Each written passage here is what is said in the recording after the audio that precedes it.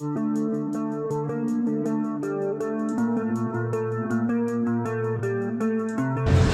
so today we're going to show you how to put this rear frame window on. Your pack's going to come to you with a alcohol pack, probably two.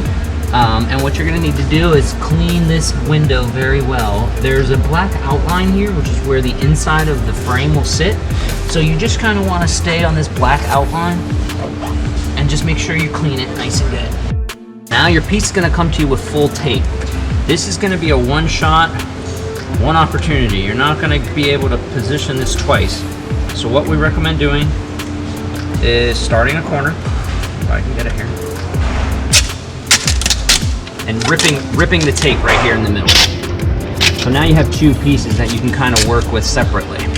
Now with the buddy, kind of go in, pass one side, go pass, and bring it in. And now what you're gonna line up, now Danny, you can touch, but your holes here and everything will line up.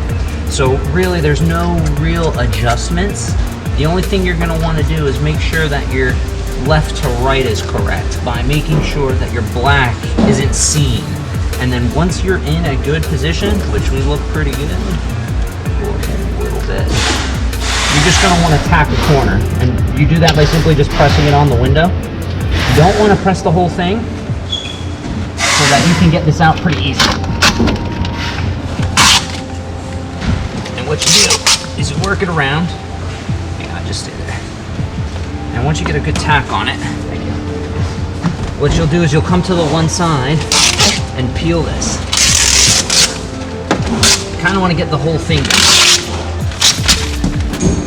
And now just making sure you're in the right spot, which it shouldn't really have moved, you stick it on. This is our Corvette version. We will have a Stingray plain option, carbon fiber as well. All you'll do, you just peel it off.